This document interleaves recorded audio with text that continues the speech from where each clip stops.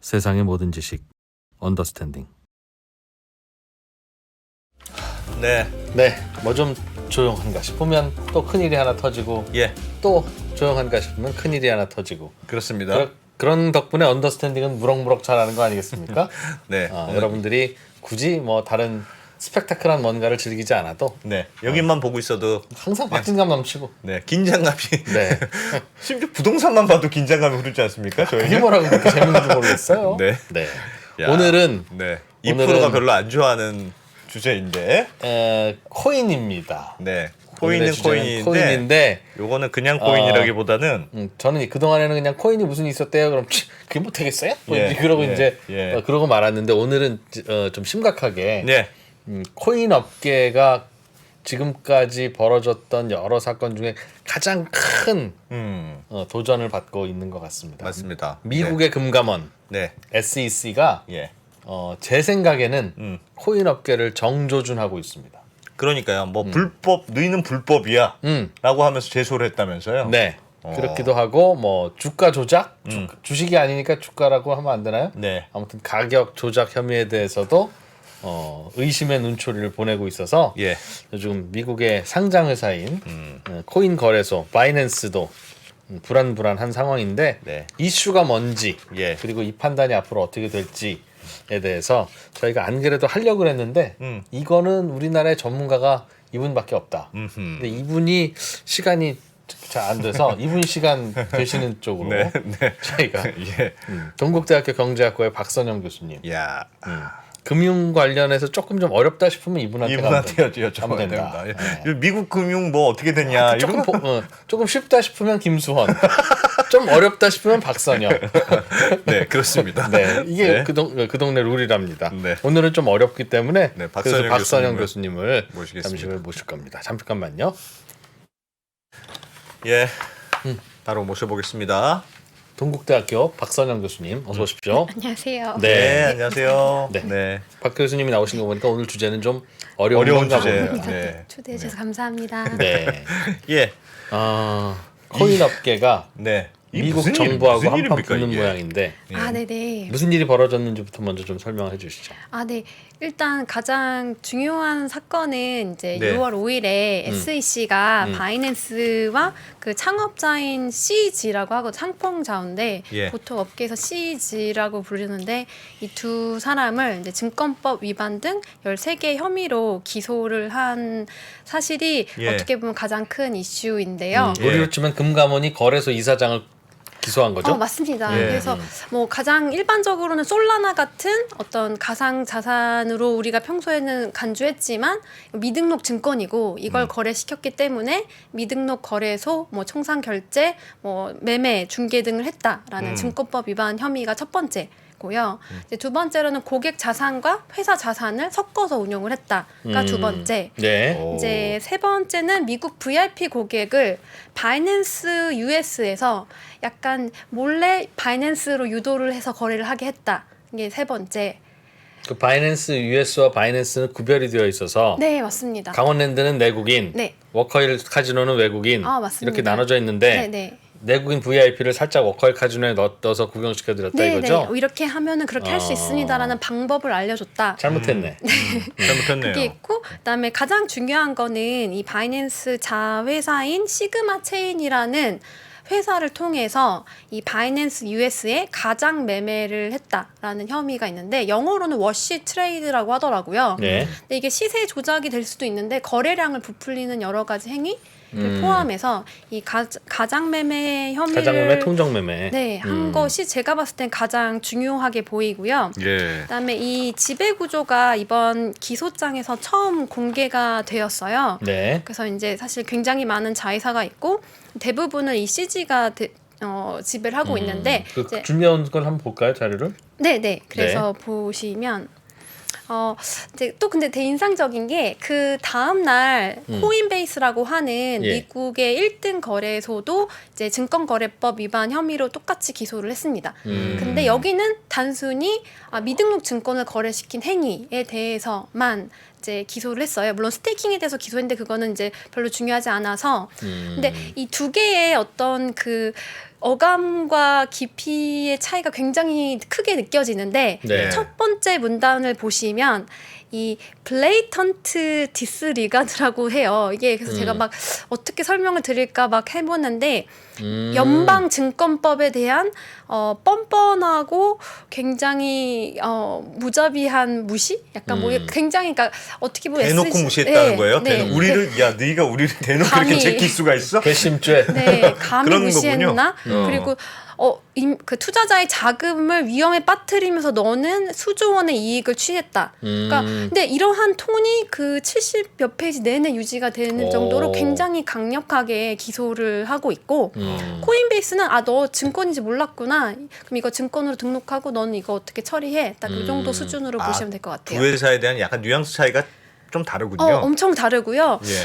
근데 사실 문제가 뭐냐면 바이낸스 자체가 글로벌 가상 시장과 거의 등가라고 보셔도 될 만큼 그냥 생태계를 지배적으로 유지하고 있는 주체라고 보시면 된다는 점이 가장 바이낸스가 큰 문제가. 더 큰 거래소라는 거죠. 그러니까 글로벌 생태계에 그냥 혼자 떠받치고 있다고 생각하시면 바이낸스가 됩니다. 네. 세계 최대 암호화폐 거래소. 네, 맞습니다. 그래서 그런 점에서 이 두 가지의 차이가 있는데 근데 코인베이스도 거래소, 네, 맞습니다. 바이낸스도 거래소.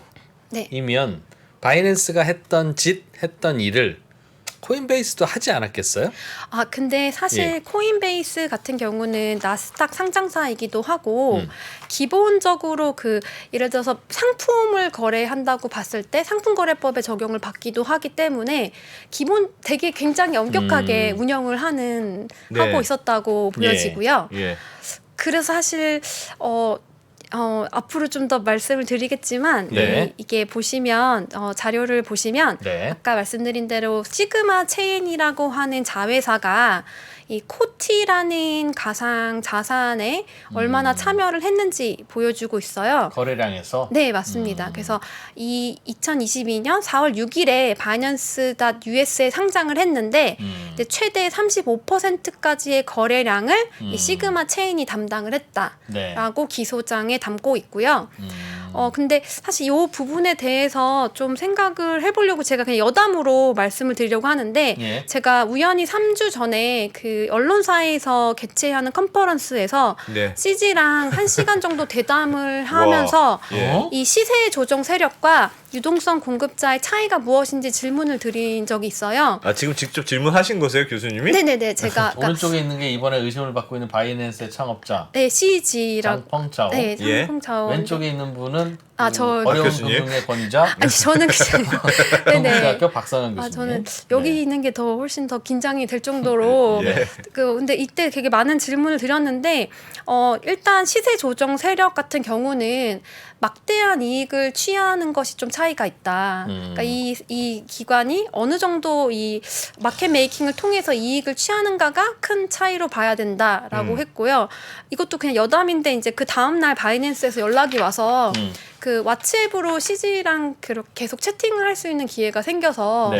예. 우리나라에서도 이 불공정 거래를 어떻게 모니터해야 되는 이슈가 지금 막 논의가 되고 있거든요. 네. 그래서 암호화폐 거래소에서. 네, 맞습니다. 네. 예. 그래서 자기들 이제 바이낸스 안에서는 사실 뭐 이런 시세 조정 세력을 모니터링 할 수 있는 툴도 있고 그래서 한국에서 필요하면 도와주겠다 막 이랬는데 기소가 돼서 사실 이거는 약간 이분이 생각하는 워시 트레이드 그러니까 거래량을 이제 만 좀 부풀리고 이제 가격을 조정한 것과 막대한 이익, 그러니까 이 사람은 슈퍼 프로핏이라는 단어를 썼는데 네. 이익을 얻은 것이 아니면 괜찮다고 보는 건지 약간 저도 조금 의구심이 들긴 하더라고요. 그러니까 이 이슈는 지금 암호화폐가 처음에 상장되면 네. 듣보잡 코인이기 때문에 네네네. 아무도 거래하려고 하지 않고 네네. 아무도 거래하려고 하지 않기 때문에 그 누구도 거래하지 못하는 네네. 이런 상황에 빠지게 되는 걸 네.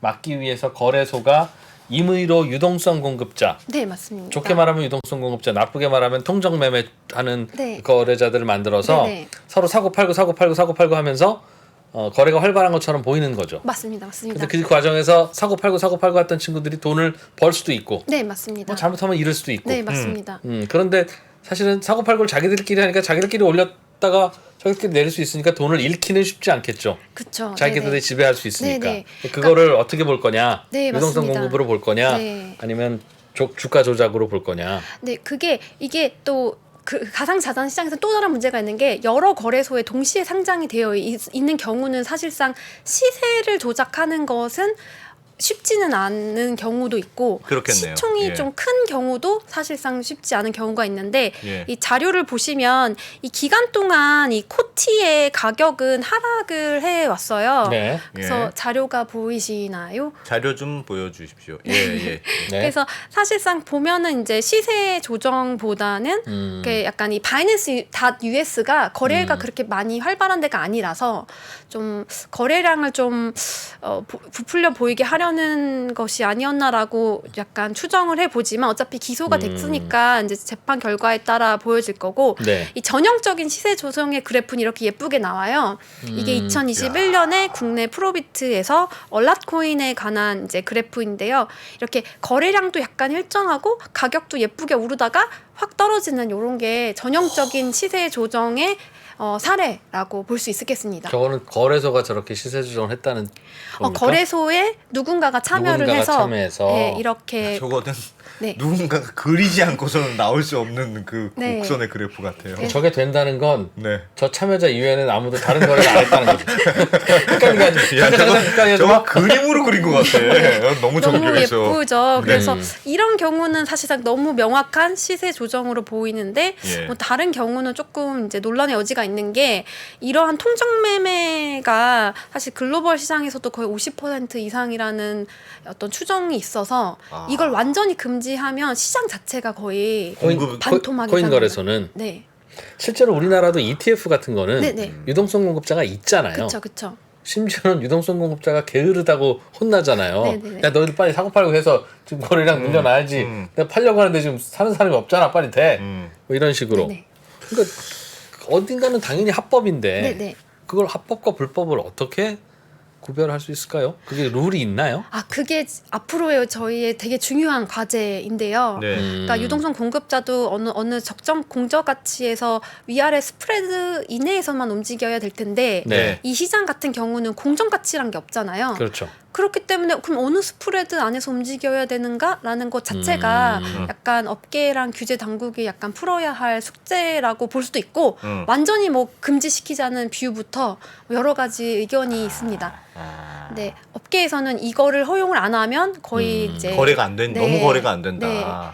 네. 이제 그 유동성만 이제 해줘야 되는데 하면서 한 억가씩만 올리면 되거든요. 그렇게 하다 보면 그 유혹에서 어떻게 빠져나가겠냐고요. 맞습니다. 유동성 공급자가 있으면. 네, 그래서 이게 지금 현재는 굉장히 해결되지 않은 중요한 이슈인데요. 네. 그 자료를 보시면 네. 이번에 사태가 좀 어떠한 맥락에서 이루어지고 있는지를 좀 요약을 해서 설명을 드리겠습니다. 예. 왜냐하면 일각에서는 SEC에서 바이낸스 기소하는 건 뭐 연랭사였다라고 주장하는 뷰도 있는데 사실 그렇지 않은 게 근 1년 이상의 미국 정부의 가상자산 관련 동향을 보면 점차적으로 태세를 갖춰서 프레임워크를 갖고 전방위적으로 압박을 하고 있는 것을 볼 수 있는데요. 예. 이 사실 저 업계한테도 세미나를 갈 때가 좀 있는데 네. 제발 미국 규제 당국 좀 공부 좀 해라라고 말씀드리는 게 우리나라 암호화폐 업계에도 네네 왜냐면은 미국 우리나라 주식시장 연중 공부 진짜 많이 하시잖아요. 네. 그거랑 똑같이 사실 글로벌 가상자산 시장도 미국에서 기관 투자자의 유입을 막는다든지 하면 살아남기가 쉽지 않기 때문에 네. 미국의 규제 동향을 굉장히 정확하게 알아야 되는데 그래서 이 9월 16일에 있는 종합적인 프레임워크랑 1월 27일 발표된 거는 꼭 한번 읽어보시면 좋을 것 같은데 굉장히 강력한 어조예요. 예를 들어서 이거는 보면 SEC와 CFTC는 이게 공격적으로 이 그 불법적인 행위를 조사하고 집행을 해야 된다라고 나오거든요. 그러니까 이러한 맥락 속에서 이제 3월에 CFTC가 바이낸스 기소했고 6월에는 SEC가 바이낸스를 기소했고 네. 백악관의 네. 그 입장도 반영된. 맞습니다. 예. 종합적으로 모든 전 정부에서 각자의 맨데이트를 갖고 그 작가의 툴을 갖고 불법 행위를 엄단하라라고 명령이 거의 나왔다고 보시면 되고 이러한 배경에는 이제 테라 루나 사태부터 FTX 사태가 굉장히 큰 영향을 미쳤다고 볼 수도 있을 것 같습니다. 예. 그래서 그러니까 이 동향을 아는 건 우리나라 정책 당국도 미국의 이런 방향과 결정을 따를 가능성이 높으니까. 아, 네, 맞습니다. 그리고 글로벌 가상자산 시장이 잘 돼야지 사실 우리나라도 어느 정도 투자자들이 유입을 하는데 예. 글로벌 가상자산에 가장 큰 돈을 대는 게 미국 기관 투자자이기 때문에 네. 이런 부분에서 어느 정도 규제가 커지면 이 세 번째 사이클, 그러니까 2021년부터 나타났던 가상자산 시장의 붐은 돌아오기가 힘들 수도 있다라는 것이 예상이라고 보시면 될 것 같습니다. 미국의 금융당국은 지금까지는 그냥 두고 납두다가. 보는. 맞습니다. 네. 심지어는 코인베이스는 상장까지 시켜주는 걸로 봐서 네. 뭐 이게 뭐 뭔가 미래의 화폐가 될 수 있나? 라는 식으로 네. 뭐 하여튼 방관, 방조, 방치 하는 분위기였다가 네. 네. 이거 뭔가 손봐야 되겠다는 쪽으로 바뀌게 된 이유가 네. 그냥 테라 루나 이런 사고예요? 아니면 뭐 좀 다른 배경이 있을까요? 되게 중요한 질문인데요. 사실 뭐 2009년부터 시장이 조금씩 커져왔지만 그 주류 금융 시장에 눈에 띄기 시작한 건 2021년 네. 코로나 이후의 네. 양적 완화 이런 것 예. 때문에 같이 네. 이제 전반적인 모든 자산 시장 붐 때문이었잖아요. 예.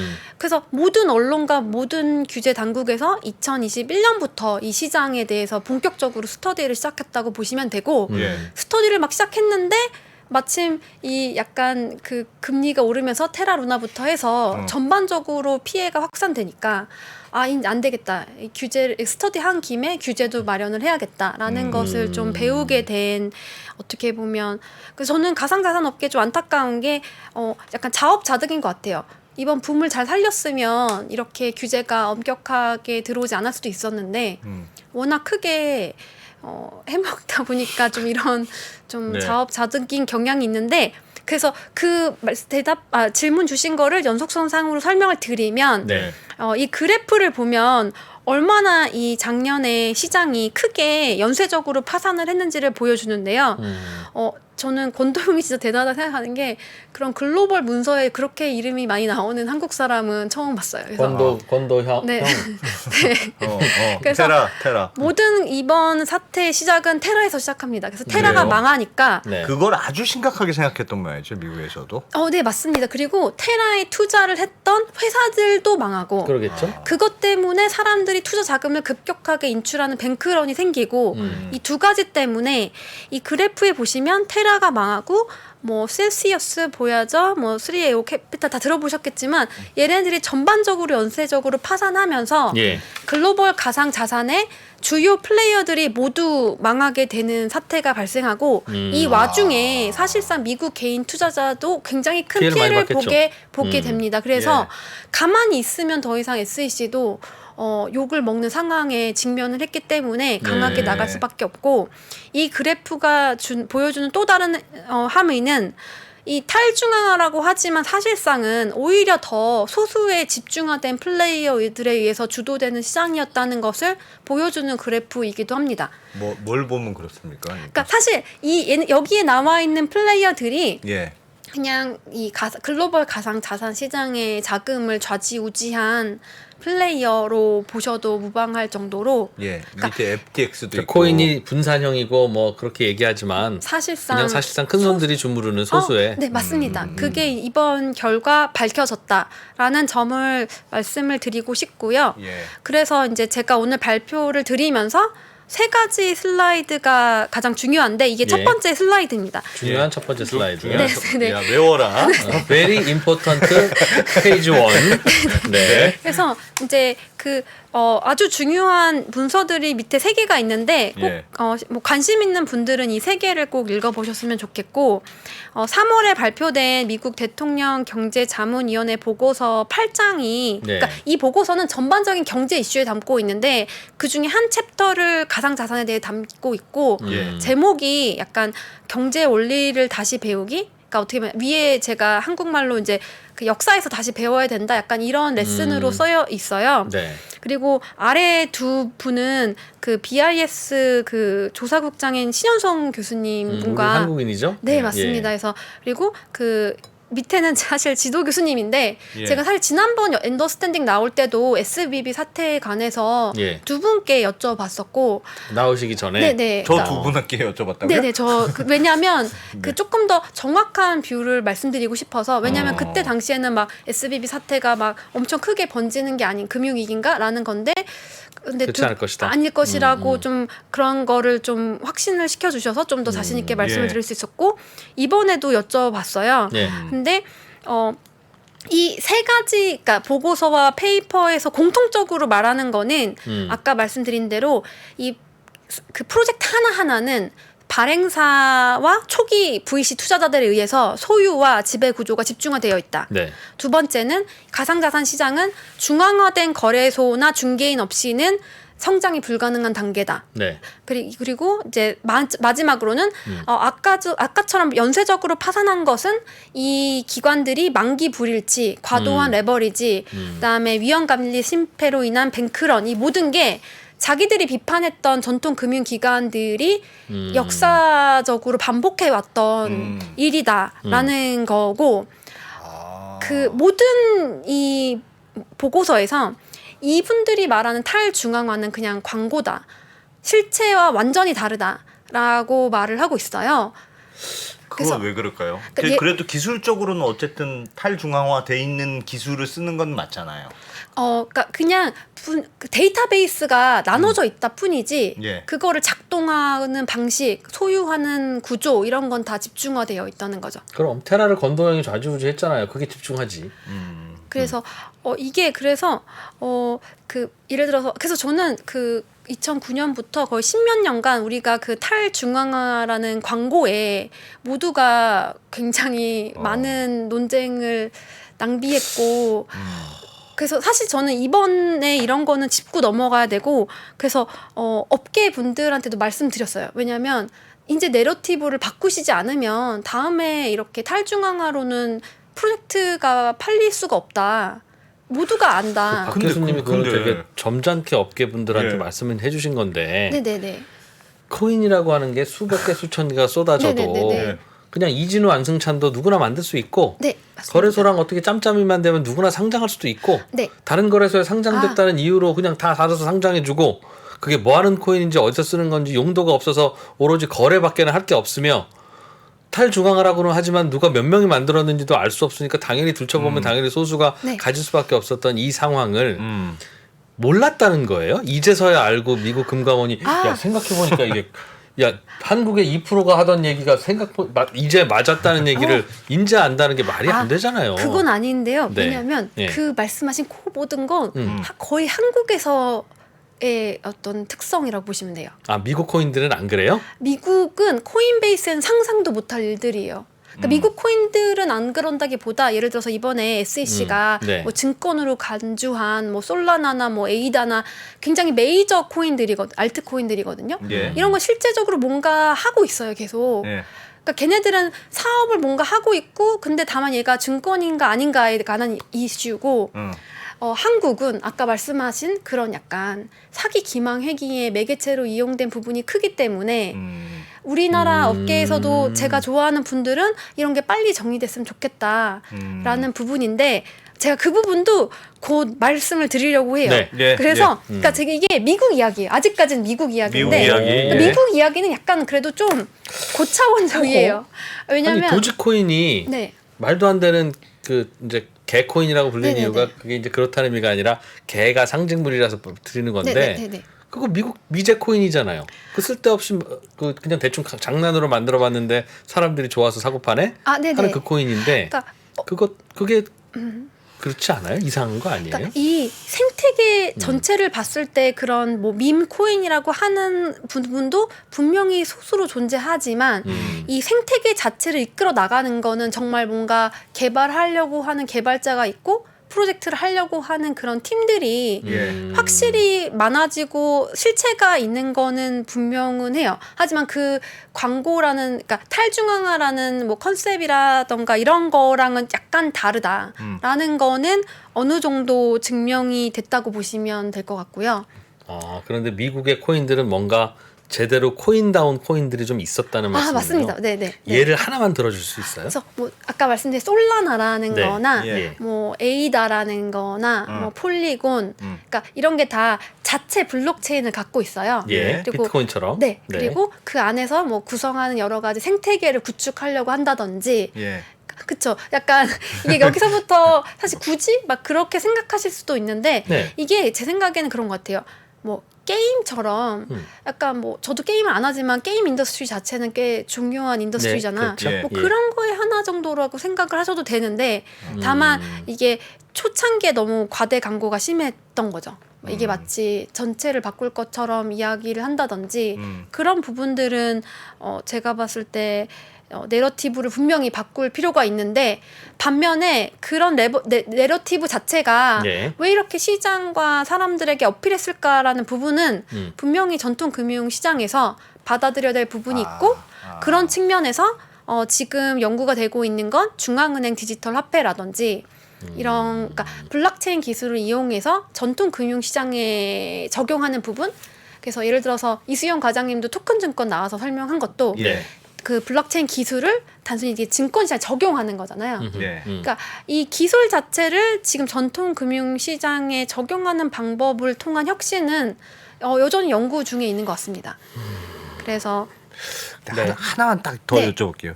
진도 나가야 되는데 예를 들면 중앙화 결국 이제 내러티브를 바꿔야 된다 하신 네, 말씀 되게 인상적인데 그러면 결국은 코인 시장이라는 세계가 네. 그렇게 우리가 기대했던 것만큼 이렇게 탈중앙화되지 않고 네. 결국은 뭐가 돌아가려면 결국은 중앙화돼야 돼. 맞습니다. 라는 맞습니다. 뜻인데 네, 네. 그러면 코인이라는 게 왜 필요한 거냐? 네네. 그건 원래 코인이라는 게 그거 하지 말자. 이 질문 하고 싶었지. 이제 좀 제 쪽으로 오시는군요. 2년간 너무 외로웠습니다. 그런 근본적인 고민이 남잖아요. 그러니까 중앙화 되려면 중앙화된 기존의 금융 인프라들이 쫙 있는데 굳이 코인의 인프라라는 게 새로운 게 필요한 건가? 네네네네. 그러니까 굳이 제가 이쪽에서 이제 약간 서서 말씀을 드리자면 사실 이게 조합 있잖아요. 협동조합도 옛날에 있었잖아요. 근데 그거를 이렇게 뭐 운영하는 게 어렵고 뭐 이런 거를 조금 더 쉽게 할 수 있는 여러 가지 매개 수단을 만들어준다라는 측면. 그래서 뭐 웹 3.0도 많이 들어보셨겠지만 뭐 여러 가지 그러니까 이런 탈중앙화된 분산화된 뭐 의사결정 시스템, 보상 시스템 할 수 있는 매개체를 조금 네. 더 쉽게 구현할 수 있다라는 그래도. 통로 정도로 생각을 해보시면 되지만 협동조합이 대기업이 될 수 없듯이 이거는 어떤 사업 자체는 누군가가 주도적으로 운영을 해야 되는 건 맞고 그렇기 때문에 약간 이 말하는 것과 실체가 다르다라는 거는 그냥 거의 다 결론이 났다고 보시면 됩니다. 그러니까 말하는 것과 실체가 다르다는 걸 저희는 사기라고 부르는데 네네네. 그걸 그렇게 굳이 점잖게 표현을 해서 일단 일단 들어보겠습니다. 좀더 아, 들어보겠습니다. 네네네. 예. 네, 그래서 이제 미국의 입장에서는 그래서 어떻게 네. 보면 앞으로는 이 가상자산 시장의 위험이 이제 저희 전통 금융 시장으로 확산되는 것을 막고 이제 금융 혁신을 자체는 뭐 CBDC 등을 통해서 구현하자라는 게 어떤 앞으로 굳이 블록체인 필요하면 그거 중앙은행이 해줄게. 네, 맞습니다. 그런 식으로 하자. 네, 너네는 좀 아닌 것 같다. 약간 이런 거고. 어느- 하지만 자체적인 생태계로 뭐 게임처럼 뭐 이렇게 하시는 거는 가능할 것 같고요. 예. 네. 그래서 이제 아까 이거는 제가 3월 23일에 나와서 말씀드렸던 자료인데 그러니까 19세기에 뱅크런이 되풀이됐던 역사가 크립토 윈터에서 보았고 따라서 우리는 이 역사에서 배워서 사실 크립토 윈터에서의 여러 가지 연쇄 파산, 뱅크런이 이 전통 금융 시장으로 확산되면 절대 안 된다라고 저희 지도 교수님이 굉장히 강경하게 말을 하는 게 되게 인상적이어서 말씀을 드리고 싶었는데 왜냐하면 많은 사람들이 SBB 사태를 되게 심각하게 얘기를 했을 때 예. 저희 교수님은 별거 아니라고 했고 근데 이거는 오히려? 사람들이 뭐 이게 정말 막 그랬는데 되게 심각하게 페이퍼를 쓰시는 걸 처음 봐가지고 이게 전통금융시장으로 어떻게 불이 붙을 수 있어요? 이게? 그래서 되게 좋은 질문이시라서 제가 준비를 했는데요. 예. 그래서 일단 미국에서도 경고를 하긴 했지만 그 예금자 보호 기관 중에서 136개가 이미 가상자산 관련 업무를 수행하고 있어요. 네. 실버게이트 파산했었잖아요. 네. 그리고 서클이라고 하는 가장 미국의 최대 스테이블 코인 발행사의 수탁은 BNY 멜론이라는 은행이 담당을 하고 있고 예. 많은 은행들이 가상자산 업체와 업무를 같이 하고 있어요. 근데 이런 게 이제 더 침해되면 안 된다. 그래서 빨리 규제를 해야 된다는 거고 이게 단순히 미국 은행뿐만 아니라 비미국 은행에서도 이런 업무들이 비일비재하고 있고 그래서 사실 글로벌 공조도 되게 중요하다라는 점이 중요해요. 왜냐하면은 이 미국 밖의 은행을 통해서 또 전염이 될 수 있잖아요. 어차피 글로벌 금융 시스템은 연결이 되기 때문에. 그래서 보면 여기 시그넘이라는 은행이 있거든요. 스위스에. 네. 요거는 그냥 재미로 제가 말씀을 드리려고 하는 이유가 건도형이 비트코인을 빼돌린 은행이 이 시그넘이라는 은행이에요. 예. 근데 이 은행이 되게 재밌는 게 비트코인을 보내면 그걸 현금화를 시켜주는 거예요. 네. 우리나라에선 상상을 못 하잖아요. 그러니까 은행이 되게 여러 가지 가상자산 업무에 관여를 하고 있는 거예요. 이미 은행들이 네. 네. 달러로 환전해 주듯이 코인을 환전해 주는군요. 맞습니다. 그냥 그런 금융으로 업무- 이미 들어온 거네요. 그럼 은행이 네. 그 업무를 하고 있다는 거. 네, 정확합니다. 그래서 이 시그넘이란 은행이 국내 한 로펌에 120억 원도 송금을 대신 해주기도 했고요. 예. 그러니까 이렇게 미국 밖의 은행들이 이렇게 업무를 하다 보면 이게 또 연계가 어떤 식으로 전파될지 모른다. 우리는 이런 걸 되게 주의해야 된다라고 되게 강력하게 코인 가격이 갑자기 폭락하면 네. 그 은행들도 코인 받았는데 이거 어떡하지? 네, 하다가 맞습니다. 손실 볼 수 있다. 네. 그러니까 이번에는 아까 말씀드린 대로 크립토 안에 있는 플레이어들이 연쇄 파산했지만 예. 이게 확산이 되면 전통 그럴 금융 수도 있을 기관들이 것이다. 파산할 가능성이 높기 때문에 네. 지금 규제를 마련해야 된다라는 게 중요하고요. 그래서 CBDC 얘기는 시간 관계상 네. 좀 생략을 할까 하지만 하나만 딱 말씀드리면 네, 네. 말씀해 주십시오. 예. 이게 이제 이 블록체인 가상자산으로 유일하게 가장 해결하지 못한 문제가 뭐냐면 그러니까 국경 간 송금에서 너무 네. 압도적인 우위를 갖고 있는 거예요. 블록체인 송금이 네, 예. 네. 뭐 리플 송금하면 막 1초 만에 네. 가고 뭐 1달러 미만의 수수료만 내면 되거든요. 예. 근데 스위프트 시스템은 아시겠지만 최대 10일까지 걸리고 수수료가 최대 10%까지 붙어요. 예. 근데 이 이유가 이 여러 타임존에 있는 금융 기관들을 거쳐야 된대요. 네. 근데 타임존이 잘못 가면 밤이잖아요. 네. 그러다 보니까 기다리고 기다리고. 하다 보니까 오래 걸리는 건데 예를 들어서 2022년에 30조 달러의 송금이 일어나는 건데 여기서의 수수료만 아껴도 굉장히 큰 효율성을 가져올 수 있다는 거죠. 예. 그리고 이 스위프트 시스템을 이용해서 여러 은행을 거치다 보면 오히려 자금 세탁 방지의 위험도 더 높아진다. 그러니까 여러 가지 이 국경 간 송금 시스템에서의 시장 실패는 모든 국제 기관이 인정을 하고 있고 네. 블록체인 시스템을 통해서 우리가 이거는 극복할 수 있지도 않을까라는 그래요. 측면에서 글로벌 CBDC 네트워크에 관한 연구는 굉장히 오래 지속을 하고 있습니다. 그래서 이런 부분이 있어서요. 이게 두 번째로 좀 외우셔야 되는 슬라이드인데요. 중요한 슬라이드. 네, 그래서 예. 그 블록체인 기술을 위에 자체 생태계는 현재 엄격한 규제를 통해서 금융 연계성을 차단하고 투자자를 보호를 하고 불법 행위를 근절하는 방향으로 가고 저게 있고요. 코인이죠, 자체 생태계가. 네, 맞습니다. 저걸 어떻게 해보겠다는. 네, 맞습니다. 그리고 그 아래는 하지만 이 기술이 우리에게 주는 어떤 함이나 배울 점은 분명히 있다. 그러면 기존 금융 시스템에 적용을 해서 CBDC라든지 토큰 증권이라든지 기존에 좀 불편했던 점을 개선할 수 있는 여지가 있다. 그래서 한 가지만 말씀드리면 뭐 프로그램을 심을 수가 있잖아요, 돈에. 그러다 보면 예를 들어서 우리가 재난지원금을 받을 때 뭐 8월 말까지 써라 이런 거를 프로그램에 심어서 주던가 아니면 뭐 어느 업체에서는 제한을 한다던가 이런 식으로 쉽게 재난지원금을 줄 수 있다라는 네. 점. 스마트 예. 컨트랙트를 붙일 수 있다는 네, 거죠. 맞습니다. 그래서 그 조건부 머니를 만들면 훨씬 더 효율적인 재정 집행도 가능하다라는 점을 들 수 있겠습니다. 네. 그래서 이렇게 보시면 되고 CBDC는 굉장히 좋게 보시는. 그래도 가능성이 있다. 아, 그러니까 이게 그 제가 사실 아시겠지만 단정적으로 얘기를 하는 편은 아닌데요. 네. 어떤 권위 있는 여러 보고서가 일관되게 이야기하면 그 부분에 대해서는 어느 정도 단정적으로 말을 해도 괜찮다고 생각이 들어서요. 그래서 이제 미국에 관해서 마지막 파트인데요.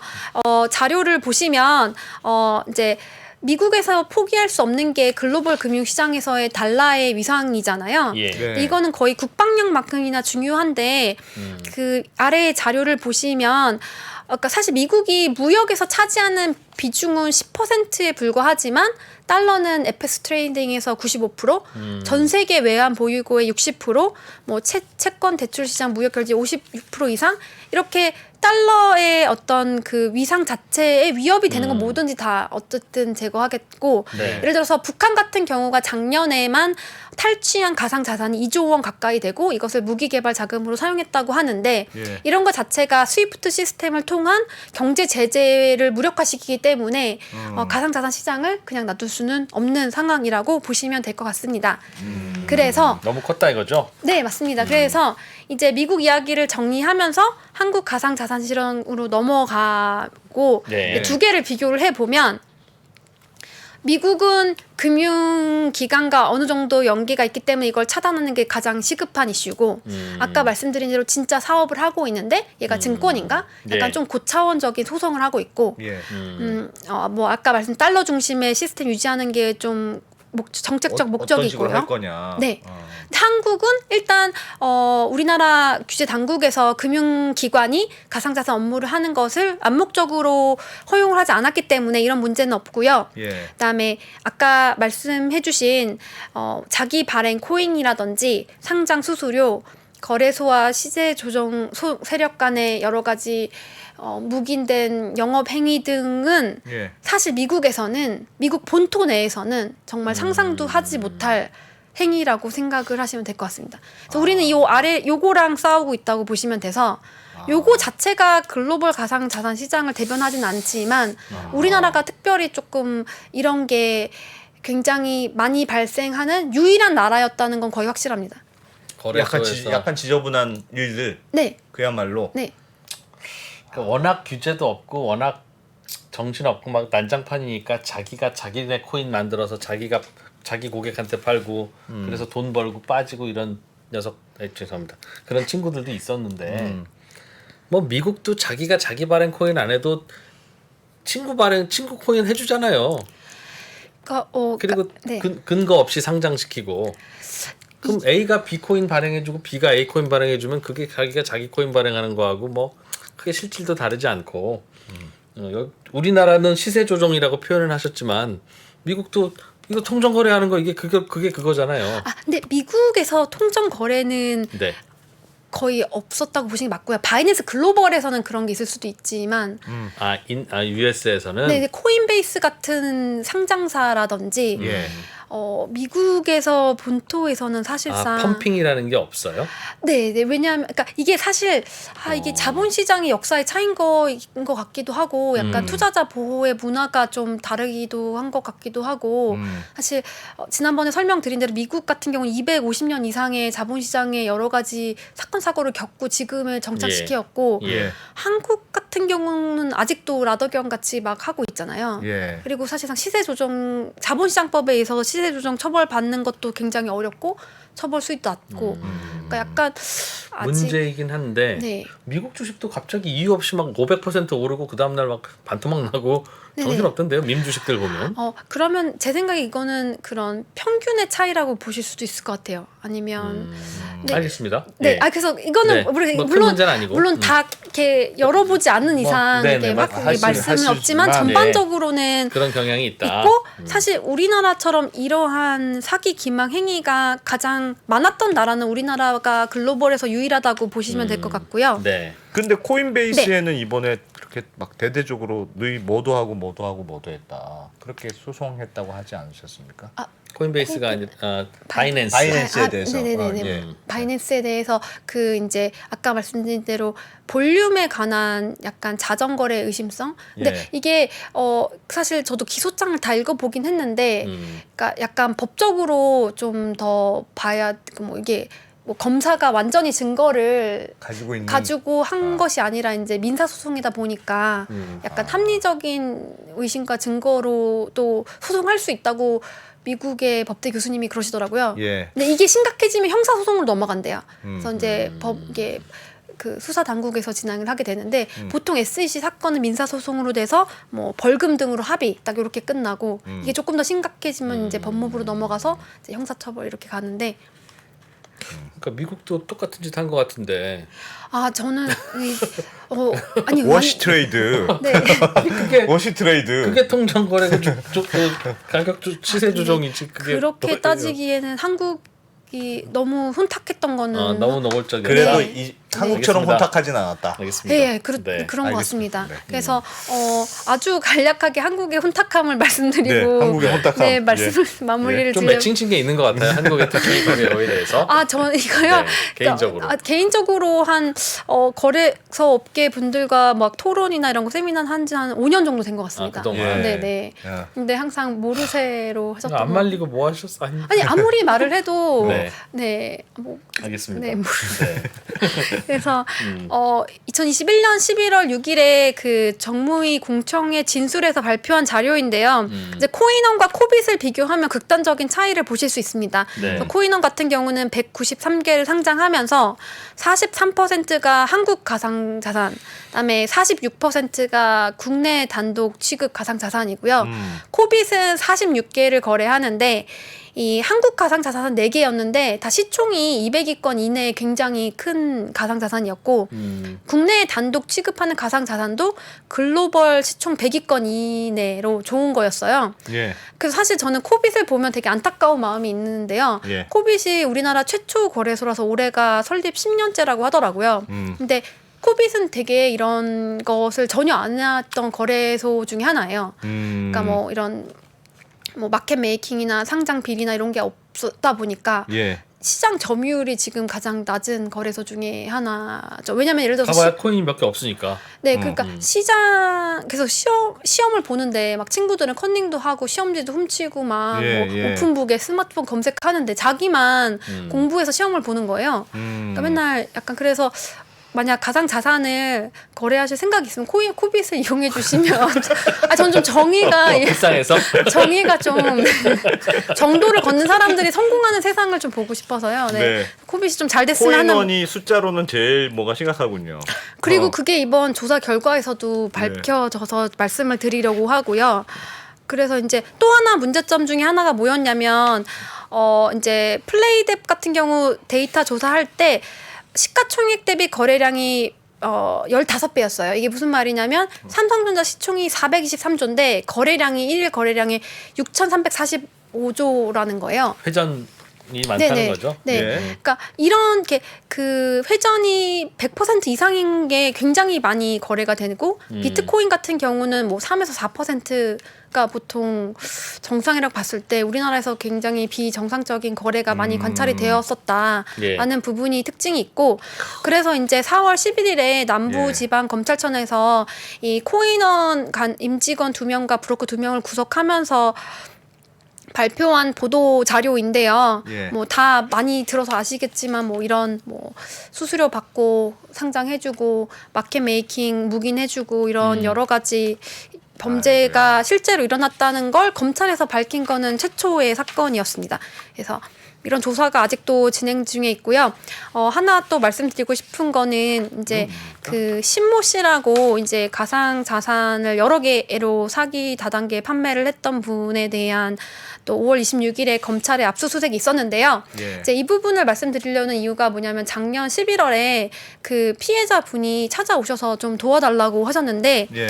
이제 신모 씨 같은 경우는 국내 최대 로펌에서 5명의 변호인단이 붙어서 이제 변호를 하고 계셨는데 자기는 좀 도와달라고 하시고 피해자가 네네 신모 씨가 만들었다는 코인을 샀군요. 피해자가. 네 17억 원어치를 투자를 해서 이제 전액 손실을 보셨는데 예. 이제 그분이 주신 자료에 따르면 이 메티스나 크립토뱅크, 톰파이낸스 그래서 크립토뱅크랑 톰파이낸스는 잠깐 기억해 두시면 좋은데 다 이 법인의 주소지가 동일합니다. 그래서 이런 식으로 되게 허술하게 그냥 발행지 동일하게 해가지고 백서만 조금 바꿔가지고 만들어서 판매하고 이런 게 되게 비일비재했던 것으로 보여지고요. 이야. 그다음에 다행히 이 피해자가 2월 9일에 승소를 하긴 했지만 이게 아시겠지만 관련 규제가 없기 때문에 이 특검법상 사기로 이제 승소를 해서 사실상 뭐 경제적 보전은 못 받고 그냥 이 신모 씨가 2년 구속되는 걸로 결론이 났는데 이거를 겨우 이길 수 있었던 이유는 이분이 모든 다단계 판매에 관한 사업 설명 녹취록이 있었기 때문이에요. 근데 대부분의 피해자분들께서는 이러한 녹취록이 없기 때문에 이 사기 기망 행위를 증명하는 것이 거의 불가능하고 따라서 이 피고인을 처벌하거나 법적으로 승소하는 것이 굉장히 어렵다. 그래서 보시면 뭐 상장피라든지 시세 조작 내용이 다 들어 있고요. 그래서 올해 1월에 그 판사님이 이 이야. TMTG 거래량 좀 체크해 달라고 했대요. 그랬더니 그날 오후에 바로 거래량이 거의 뭐 10배 이상 10배에서 50배 이상 모르는 모습도 그 피해자 분께서 보내주셨는데 그래서 저는 이렇게 소송 중인 코인에 대해서는 약간 거래소에서 좀 협조가 있어야 되지 않을까라는 생각도 있습니다. 네. 거래량이 없는 코인이 아니냐라고 판사가 질문하니까 네. 그날 거래량을 만들어 버렸다. 네, 네, 맞습니다. 네, 정확하시고요. 이야. 그리고 그 다음 장 보시면 뭐 이렇게 보시면 거래량이 되게 이렇게 와. 막대 그래프처럼 나와요. 예. 이런 게 다 약간 어떻게 보면 그냥 어떤 봇을 돌려가지고 일정한 거래량을 만들어 내려가는 패턴으로 의심이 된다. 그래서 이런 거는 앞으로도 계속 주의해서 봐야 되고요. 그래서 지난주에는 이 스포츠 서울 기자님이 예. 또 좀 도와달라고 해서 집 앞에서 만났는데 그래서 이게 이상 거래인지 좀 봐달라고 해서 예? 아니 그걸 답변을 해요. 그래서 멘트가 필요하다고 왜냐면 예. 멘트가 없으면은 네. 혹시 거래소에서 좀 네. 좀 명예훼손 뭐 네. 그런 거 네. 말씀하셔가지고 근데 보면 이제 거래량이 이제 거의 그 막대 그래프고요. 와. 이게 호가는 매수 호가 합친 10,000개인데 하루에 거래량이 27만 개가 나와요. 예. 그리고 같이 보고 있는데 30초마다 같은 가격 같은 거래량으로 계속 체결이 돼요. 보시 거래하는 거. 보시 그래서 거래하는 거구나. 이렇게 매도가 매수가 이렇게 벌어져 있는데 30초마다 중간에서 계속 음. 규칙적으로 체결이 돼요. 예. 근데 이것도 근데 가격은 일정하기 때문에 그냥 그런 거래량 관련된 걸로 의심이 되는데 야. 그 오른쪽 보시면 이게 정상적인 거든요. 가격도 오르락 내리락 하고 거래량도 오르락 내리락 하는 게 이게 정상적인 패턴이잖아요. 그렇겠죠. 근데 그래서 이런 거가 아직도 발생한다는 것이 좀 안타까운 점이 있고요. 그래서 아니 근데 저렇게 네. 이 정도로 일정하면 네. 그 외에 아무도 안 한다는 뜻인데 기계끼리 그냥 하고 있는 거지. 우리는 안 죽었어요. 그걸 보여주고 싶은 걸까요? 그래서 저도 이걸 왜 하시는지 조금 잘 아니 그러니까 이거는 네. 거래 가격이라도 이렇게 올리면 모를까. 왜 혼자서 계속 거래를 하고 있냐고요, 둘이서. 올리라고 했는데 깜빡. 그래서 이게 이제 사실 해당 코인이 여러 거래소에 상장이 되어 있는 거긴 했는데 예. 그래서 저희도 왜 이렇게 하고 있는지에 대한 의도는 잘 모르겠다라고 생각이 들었습니다. 예. 그래서 이상거래 마지막은 네. 이 이제 빗썸 코인은 고팍스에서 루나테라 8천억 원 자정 거래했다라는 그런 검찰의 발표가 있는데 아까 말씀드린 대로 현재 규제가 없기 때문에 루나가 증권이지 않는 한 이 8천억 원대의 자정 거래에 대해서는 전혀 처벌할 수가 없습니다. 이런 점이 좀 안타깝고요.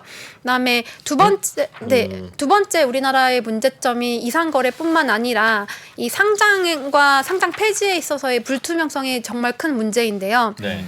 얼마 전에 보셨겠지만 이 이모 빗썸 홀딩스 대표가 약간 차명으로 투자해서 빗썸에 상장한 것으로 보인다는 검찰 수사가 예. 진행 중입니다. 네. 그래서 저 사실 그 이 코인 관련된 언더스탠딩 방송을 다 찾아봤거든요.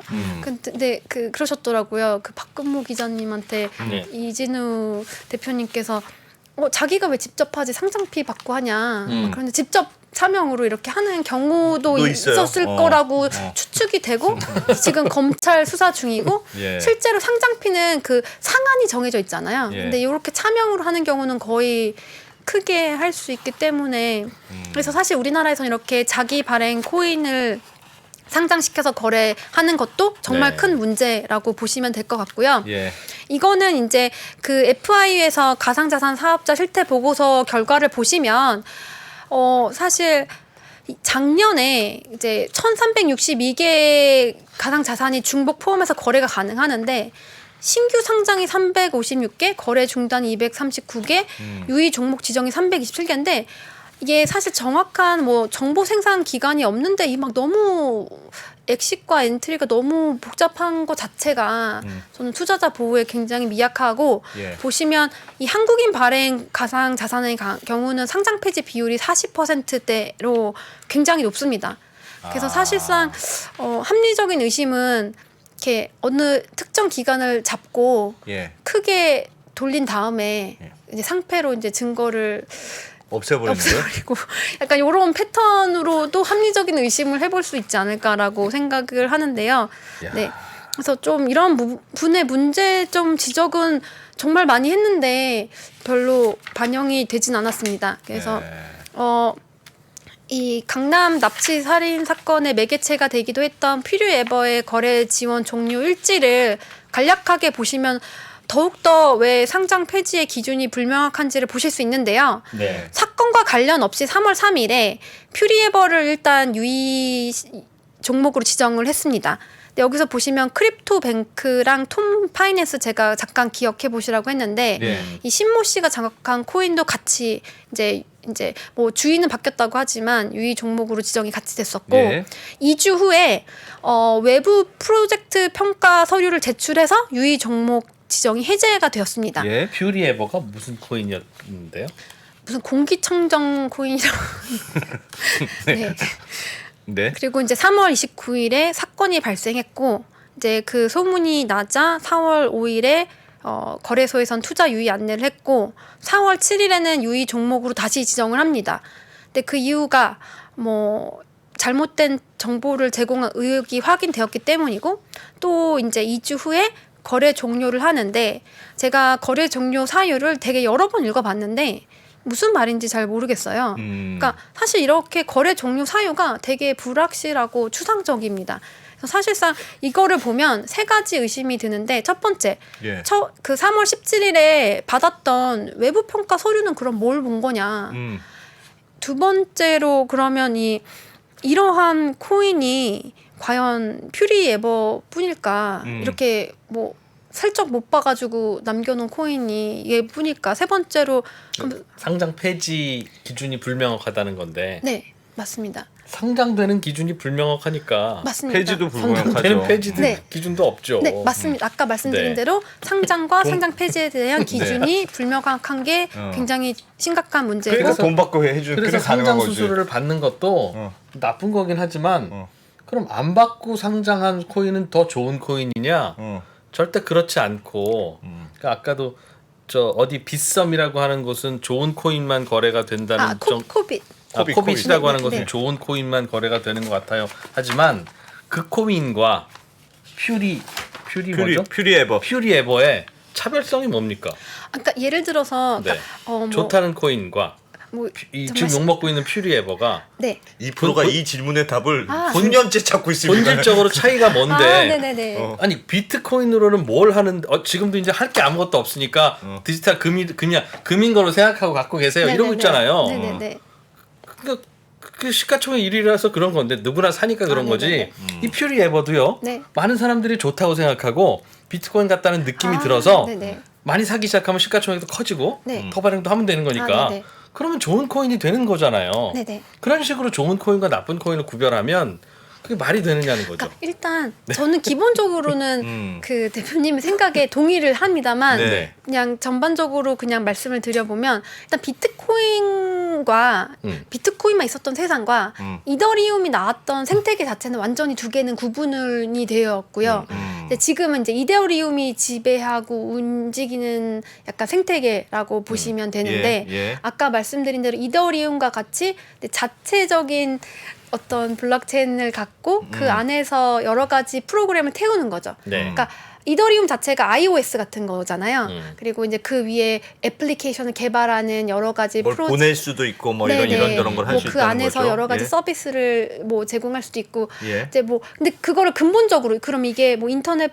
같은 것보다 낫냐면은 답은 없는데 예. 이 자체적으로 그런 하나의 프로그램 툴을 개발해서 하는 팀들이 정말 존재하고 그렇지, 똑똑한 그렇지. 팀들이 있는데 예를 들어서 우리 자본시장의 플레이어들을 막 특목고 애들인데 여긴 약간 일반고 애들끼리 막 이렇게 줄을 세워서 뭐 너는 일반고 1등 해봤자 특목고 꼴등도 못하지 않아 이러면 할 말은 없는데 그 안에서 일반고 안에서도 좀 잘하는 애들이랑 약간 진짜 공부 안 하는 약간 요거는 차이는 있다는 거죠. 그러니까 지금 당장 뭔가를 보여주는 건 아니지 리그는 좀 다르고 그래서 네. 그래서 그 말씀드린 김에 그래서 주식 시장에는 네. 상장 심사라는 게 있고 네. 상장 심사 기준이라는 게 있잖아요. 맞아요. 그 기준은 이익을 얼마 이상 낼 것, 맞아요. 매출을 얼마 이상 낼 것, 네네. 뭐 이게 있지 않습니까? 네네. 그런데 코인은 네. 그냥 꿈만 있으면 상장되잖아요. 그러니까 그런 그러니까 저는 사실 정말 제가 왜 변호를 하는지 잘 모르겠는데 저는 여기 입장에 말려 들어가신 겁니다. 입장에 동의를 해놓고, 하는데 네. 그러니까 제 생각엔 그 저희 코넥스의 더 아래 단계라고 네. 보시면 될 것 같아요. 예. 네, 네. 아주 극초기 아. 스타트업의 어떤 그런 시장이라고 보시면 알겠습니다. 되지 않을까. 네, 저도 왜 박 교수님께 뭐라고 하는지 그래. 네, 교수님한테 뭐라 그래요? 저는 교수님한테 뭐라고 할 건 불만이야. 네. 예. 프리 레버까지 했고, 네. 그래서 이제 거의 이제 두 가지 장표만 보여드리고 이제 마무리를 하려고 하는데. 예. 김감래 박사님도 여기 나오셨잖아요. 그래서 김감래 박사님께서 사용했던 장표 중에 하나가 나스닥 같은 경우는 고점 대비 2.6배예요. 네. 근데 코스닥은 아직도 고점 대비 3분의 1 수준인데 이게 이제 어떻게 보면 투자자 신뢰를 충분히 회복을 하지 못했을 뿐만 아니라 그 버블 당시에 얼마나 많은 여러 가지 피해가 있었는지도 영향을 미치는 것 같습니다. 그래서 사실 이 그래프는 언제 많이 사용을 했냐면 업계 분들이 자꾸 이러시는 거예요. 혁신에는 버블이 필요하다는 거예요. 근데 사실 우리가 지금 남은 게 뭔지 잘 모르겠거든요. 그러니까 그 FIU 보고서가 세 분기가 1년 반어치가 나왔어요. 1년 반 동안 한국에서 거래된 가상자산 거래량이 2,500조 원이에요. 예. 근데 그러면 2,500조 원 우리가 거래를 했는데 우리한테 남은 혁신이 뭐냐 모르겠다는 거죠. 그러니까 이런 부분에 대해서 정화를 하고 대답을 하지 못하면 저는 약간 우리나라 시장에 대해서 좀 긍정적이기가 좀 어려울 것 같고 이건 지난주에 그 한국금융학회라는 학회에서 이 정운찬 교수님이 자기가 반세기 동안 화폐 경제학을 공부한 거에 대한 소회를 그분 강의였어요? 네. 그분 잘 계세요? 아주 잘 지내십니다. 네네. 그래서 말씀하셨는데 자기가 금융 경제를 이제 50년 공부를 했는데 이게 지나치게 금융하는 경제는 사실 문제가 있는데 사실 저는 이게 되게 중요한 포인트인 것 같아요. 그러니까 사실 저는 이 가상자산 거래와 여러 가지 행태가 단순히 피해자한테만 피해를 줬다고 보지 않아요. 왜냐하면 이 우리나라 전체 경제에 굉장히 해로운 외부 효과를 정말 많이 줬다고 생각을 하거든요. 그러니까 성실하게 일해서 법만큼 소비하고 저축하는 거를 되게 어떻게 보면 경시하게 되는 여러 가지 그런 분위기를 조성한 것 해서 저는 업계가 정말 반성을 많이 해야 된다고 생각을 하고 하는데 그런 목소리가 되게 안 들리는 게 정말 신기할 따름입니다. 그래서 이런 점도 좀 보셨으면 좋겠고 그래서 이제 마무리를 하자면 5월 11일에 정무위원회에서 이제 가상자산 이용자 보호법이 겨우 통과가 됐습니다. 그래서 여기서는 시세 조정 세력이 활동을 못하는 불공정 거래 행위를 금지할 수 있게 하는 그리고 자기 발행 코인 거래도 할 수 없게 하는 조항이 담겨 있는데 아직도 법사위도 통과해야 되고 보문회의 통과해야 돼서 좀 이런 보호법이 빨리 통과가 되어야지 아까처럼 아직도 발생하고 있는 여러 가지 불공정 거래가 근절이 되지 않을까라고 생각을 하면서 이렇게 초대해 주셔서 감사합니다. 아직 안 되는데 여기는 이제 교수님이 준비하신 거 듣고 1분만 쉬었다가 그러면 그럼 뒤에 거 할 거 없을 것 같은데 할 게 있을까요? 뒤에 여쭤보면 되죠. 알겠습니다. 1분만 쉬었다가 이제. 예, 일단 쉬었다가 돌아오겠습니다. 돌아오겠습니다. 네.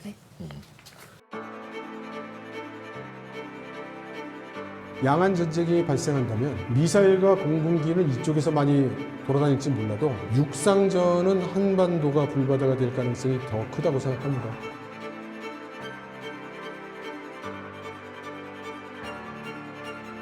미중 관계를 새로운 시각으로 접근해 큰 인기를 끌었던 이철 박사의 강연 달라진 중국, 달라질 중국의 후속편이 책으로 나왔습니다.